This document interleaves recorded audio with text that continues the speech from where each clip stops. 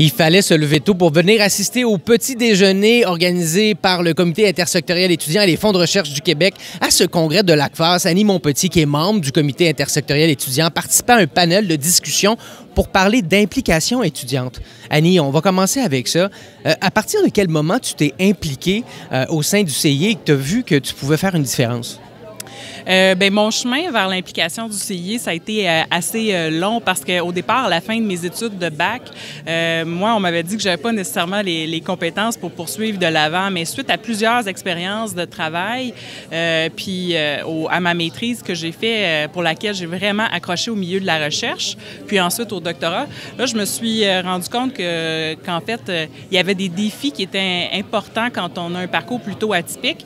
Puis j'avais envie de m'impliquer pour, disons, changer les choses. Puis, à un moment donné, j'ai vu une annonce pour le Comité intersectoriel étudiant des fonds de recherche du Québec, dont, c'est ça, la mission est de favoriser l'excellence en recherche et le rayonnement de la relève en recherche, de même que l'accessibilité de la relève en recherche aux études supérieures. Puis, je me suis dit que c'était vraiment un comité pour lequel j'avais envie de m'investir pour changer les choses à l'interne, notamment sur le point de l'accessibilité en recherche. Donc, j'ai postulé, puis j'ai été recrutée. Justement, ce comité-là, qui vient d'une idée du scientifique en chef Rémi Quirion, qui voulait avoir une voix étudiante. Est-ce que depuis 2014, est-ce que tu as perçu que les choses ont changé au sein de l'organisme des fonds de recherche, qui est un organisme gouvernemental, on s'entend, des fois c'est difficile de changer ces structures-là, mais est-ce que tu as vu des changements, là? Oui, il y a eu plusieurs changements très concrets qui affectent même les étudiants de manière positive. Notamment, le Comité intersectoriel étudiant avait travaillé à l'harmonisation des conditions de bourse au sein des 3 fonds de recherche, donc Société, Culture, Nature, Technologie et Santé.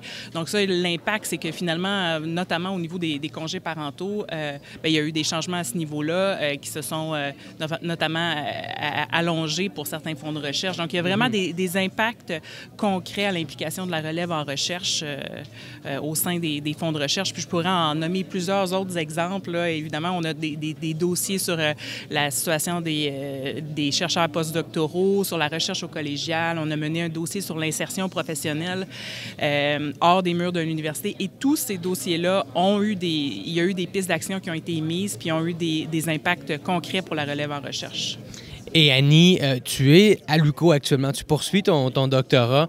Quel message tu veux envoyer aux gens qui voient ton parcours justement atypique, mais qui t'a permis autant d'avoir des enfants, de faire un doctorat, de t'impliquer, de faire une différence? Quel message tu veux leur envoyer, là? Je veux juste leur envoyer comme message que c'est possible de changer les choses en s'impliquant, puis que ça demande vraiment que quand on a une passion puis vraiment une volonté de faire une différence dans notre milieu, c'est possible de le faire. Il y a de la place au sein des organismes pour le faire, notamment au fonds de recherche, on a des places au sein des CA.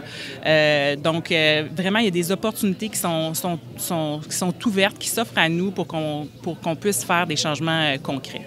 Merci beaucoup. Vous voulez en savoir plus sur le Comité intersectoriel étudiant? Bien, allez sur le site du scientifique en chef, une section avec les dossiers et l'ensemble des réflexions qu'ils ont menées depuis 2014 seront disponibles. Donc, vous étiez avec Annie Monpetit au congrès de l'ACFAS.